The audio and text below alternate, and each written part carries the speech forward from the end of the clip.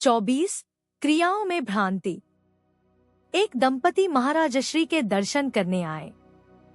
बातचीत में उन्होंने कहा, मेरी पत्नी के ध्यान में उसके गुरु महाराज आते हैं तथा कुछ अनुचित व्यवहार करते हैं। महाराजश्री ने पूछा कि गुरु महाराज को मिले हुए कितना समय हो गया है।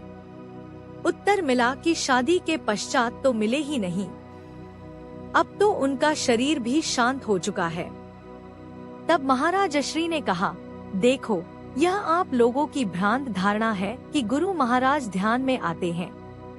इसके कुछ पुराने जाने कौन से जन्म के संचित संस्कार साधन में उभरते हैं, स्मृति वृत्ति को उदय करते हैं, चित्रवत आकार धारण करते हैं, जिससे इस प्रकार की अनुभूति होती है। कई प्रकार के संस्कार मिलकर एक साथ भी उदय हो जाते हैं, जिससे कई बार अंतर्दृश्य उलझन भरा बन जाता है। यह शक्ति के द्वारा शुद्धिकरण की क्रिया के अंतर्गत ही होता है, इसलिए साधक को घबराने की कोई आवश्यकता नहीं है। एक समय ऐसा आ जाएगा जब संस्कार इस प्रकार का अनुभव करवाते हुए अपने वेग को समाप्त कर लेंगे, तब यह अनुभव होना भी बंद हो जाएगा। यदि इस अनुभव से भयभीत हुआ जाएगा तो उतना ही संस्कारों के क्षय में विलंब होगा तथा उतने ही अधिक समय तक यह अनुभव घटित होता रहेगा। अतः निश्चिंत होकर दृष्टा भाव से इस अनुभव को देखते रहो। उस महिला ने कहा कि हमारे गुरु महाराज परम दयालु थे, हमें अपने बच्चों की तरह समझते थे, हर समय हमारे कल्याण के लिए प्रयासरत रहते थे। उनसे इस प्रकार के व्यवहार की कल्पना भी नहीं की जा सकती, फिर उनके रूप में इस प्रकार अनुभव क्यों होता है। महाराजश्री ने कहा, देखो बेटी, शक्ति के रहस्यों को समझ पाना जीव के वश की बात नहीं। कौन कौन से संस्कार कैसे मिलकर किस रूप में कैसी क्रिया प्रकट करते हैं, उस क्रिया का क्या उद्देश्य है, कब तथा क्यों क्रिया को परिवर्तित कर देती है, यह वही जाने। कब, किसे, किस रूप में अंतर में प्रकट कर देती है, यह जीव भला कैसे समझ सकता है। जीव अल्पज्ञ है, शक्ति सर्वज्ञ है। साधक के अंदर जो कुछ भरा है, जो वासनाएं गहरी जमी है, शक्ति सबसे अवगत है। किसको कैसी कितनी तीव्र क्रिया की आवश्यकता है, सब जानती है। उसके काम में हस्तक्षेप न करना ही साधक का कर्तव्य है। महिला ने कहा, मैं क्रिया में हस्तक्षेप नहीं कर रही हूँ, केवल समझने का प्रयत्न कर रही हूँ। उत्तर, घबराना तथा इस प्रकार के अनुभव न होने की कामना हस्तक्षेप नहीं तो क्या है।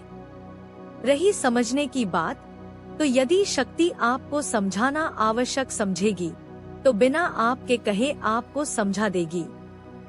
यह समझना समझाना अंदर की ही क्रिया है, बाहर तो केवल बौद्धिक उपदेश मात्र होता है। आपको मैं इतना ही कह सकता हूँ कि इसमें चिंतित होने की कोई बात नहीं। जब तक चित्त में संस्कार है, शक्ति आवश्यकतानुसार अनुभूति कराती रहेगी। संस्कार क्षय हो जाने पर अनुभूतियों का स्वरूप भी बदल जाएगा।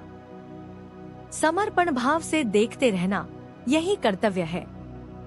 उनके चले जाने के पश्चात महाराजश्री ने कहा, हमको ऐसे अनुभव बहुत हुए, ऊटपटांग, बेढंगे से, भ्रांति में डालने वाले तथा चित्त को विक्षिप्त कर देने वाले।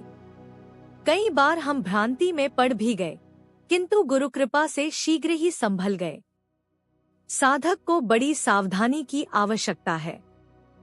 हम भूत योनि में विश्वास रखते हैं तथा ऐसे कुछ अनुभव भी हुए हैं, किंतु मन सबसे बड़ा भूत है। यह तरह तरह के स्वांग रचने, डराने धमकाने तथा कभी हितैषी बन जाने में निपुण है। बिगड़ा हुआ मन जीव का सबसे बड़ा शत्रु है।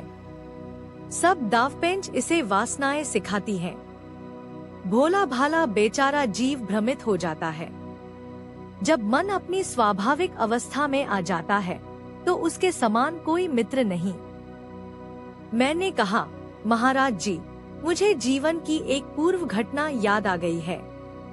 तब मैंने जवानी में अभी पांव रखा ही था तथा एक ऑफिस में काम करने लग गया था।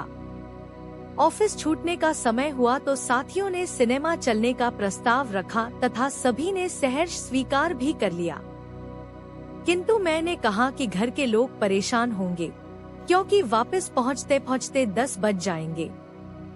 पिताजी के ऑफिस में टेलीफोन किया तो वह भी जा चुके थे। सबके जोर देने पर मैं साथ हो लिया। वही बात हुई। वापस पहुंचा तो रात के 10 बज चुके थे। मैं बहुत डरा हुआ था कि आज खूब डांट पड़ेगी। दरवाजा खटखटाने के लिए बार बार हाथ बढ़ाता किंतु हिम्मत नहीं हो रही थी।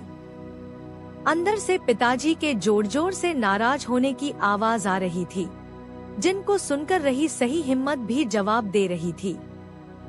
मैं वापस लौट पड़ा। गली के मोड़ पर खड़ा होकर सोचने लगा कि आज डॉट से बचना मुश्किल है। पिताजी से मुझे बहुत डर लगता था, किंतु फिर भी घर तो जाना ही पड़ेगा। जितनी अधिक देर होगी उतनी ही समस्या अधिक विकट होती जाएगी। यह सोचकर लौट पड़ा। दरवाजा खटखटाने के लिए हाथ बढ़ाया तो वह खुला ही था। अंदर जाकर देखा तो पिताजी अत्यंत प्रसन्न मुद्रा में थे। मुझे देखते ही कहने लगे, आ गया, जल्दी से भोजन लगाओ। फिर मेरी ओर मुड़कर बोले, तुम यह नौकरी छोड़ दो। इतना काम करोगे तो स्वास्थ्य बिगड़ जाएगा। वापस आने का कुछ तो समय होना चाहिए। अब मैं आश्चर्यचकित पाषाण मूर्ति बना सोच रहा था कि अभी कुछ ही देर पहले पिताजी को जोर जोर से नाराज होते स्वयं मैंने सुना था, किंतु अभी नाराजगी का कोई निशान तक न था। भोजन भी अनमने मन से किया। बाद में मैंने माताजी से पूछा कि क्या पिताजी नाराज हो रहे थे तो उन्होंने कहा, नहीं तो। वह तो यह कह रहे थे कि यह नौकरी छुड़वा देंगे क्योंकि इसमें काफी देर तक काम करना पड़ता है। स्वास्थ्य के लिए यह ठीक नहीं। पिताजी को मैंने देर से आने का वास्तविक कारण बताया तो बड़े प्रसन्न हुए, बोले, अच्छा है तुमको अपनी गलती का एहसास तो है, यही बहुत है। इस प्रकार पिताजी का एक भयानक स्वरूप मेरे अंदर उभरा, जबकि वास्तविकता ठीक इसके विपरीत थी। इसका तात्कालिक कारण तो था ही, कुछ पूर्व संस्कारों का भी हाथ रहा होगा। महाराजश्री बोले, अवश्य होगा। संस्कार हमारे जीवन में घटित होने वाली घटनाओं में मुख्य भूमिका लिए होते हैं। तात्कालिक घटनाएं हमारे सामने प्रत्यक्ष होती हैं, तो संस्कार अप्रकट, किंतु यह भूमिगत नदी के समान है जो कहीं भी बाहर फूट पड़ती है। हम बाहर प्रकट स्रोत को देखते हैं, भूमि के अंदर निरंतर प्रवाहित होने वाली नदी को नहीं।